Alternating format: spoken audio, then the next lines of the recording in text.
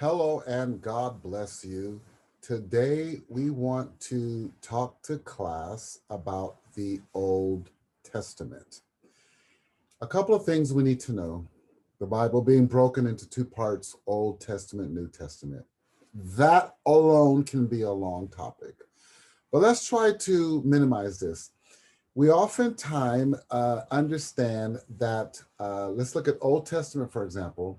There is a structure to how the Old Testament was put together.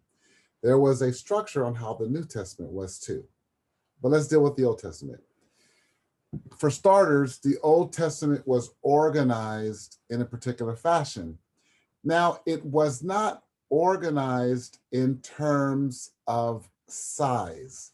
You have some religious writings, for example, the Quran, organized in largest book to smallest book. You have other writings of other religions that vary in how the structure of the books are written. But the Bible is structured differently. Old Testament was not put together in terms of size. In other words, Genesis being the biggest, Exodus being the next, Leviticus, it wasn't put together in terms of size. It wasn't put together in terms of chance, rolling the dice. No. It wasn't even put together based on authorship. The Bible was put together in terms of subject matter. Ah, not chronology. I know what you're thinking. It it flows chronologically, but it's not simply chronological, and we'll explain. What is chronology? Well, chronology would be like you go to kindergarten, then you go to first grade, then you go to second grade, and all the way up to college. Chronological order. The Bible is not written in chronological order, although it does seem to follow some degree of chronology.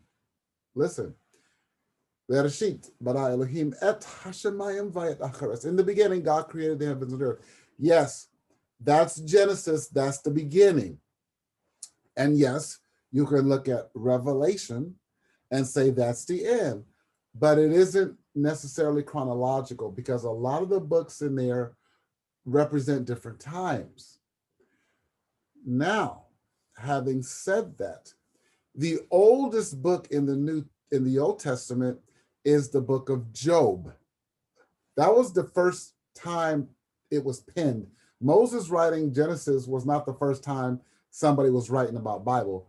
Job was. So if you want to know how things were back in the day, you look at Job because Job was the first book of the Old Testament written. We'll deal with New Testament later. So there is a thought, there is a theory, there is organization, there is structure. The Bible, the Old Testament, as we're talking today, was put together based on subject matter. It was thematic and not necessarily put together in terms of size or chronology. It wasn't really chronological. So, what is the Old Testament telephone number, you ask? When I want to call the Old Testament, what is the Old Testament telephone number? I'll give it to you right now. The Old Testament telephone number is 593-5593. I'll say it again, 593-5593. That is the Old Testament telephone number. No, there is no area code, 593-5593. All right, let's take a look at this. So I'm going to share so you can see Old Testament telephone number, and this is how it looks. This is the Old Testament. Now, the 593, remember the number 593-5593. This is the structure of the Old Testament. This is a better way to break down the table of contents based on the telephone number, based on how the original Bible was structured.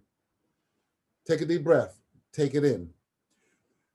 The first 5 books, as you see, Genesis, Exodus, Leviticus, Numbers, Deuteronomy, those first 5 books represent basic law. What do you mean by basic law? Basic law, not in terms of it being simple, but basic law in terms of being foundational. When we want to know about the foundation of law, you know, about marriage, about the environment, about physics, about anything that's law related, we find that in the first 5 books of the Bible. If we want to know about the land or environment, all those are based in the first 5 books of the Bible. So that's our first 5. Then we go to the next 9 books. The next 9 books. So we go back to the first 5, basic law. We want to know about nature, creation, and all that good stuff. It's in the first 5 books. The next 9 books in our telephone number happens to deal with the pre-exile history. Now remember what happened in exile. Exile, you had the 12 tribes of Israel, and the 12 tribes of Israel eventually went into captivity. So let's take a quick look. Captivity. So you have the 12 tribes of Israel. You had 10 in the northern tribes and 2 in the southern. You know, your Judah, Benjamin. You had the north and you had the south. Now, all 12 tribes of Israel went into captivity. But in this pre-exile history book, how many kings the tribes had are indicated here. The northern tribe had 19 kings, and the southern tribe had 20 kings. How many of those kings do you think were righteous?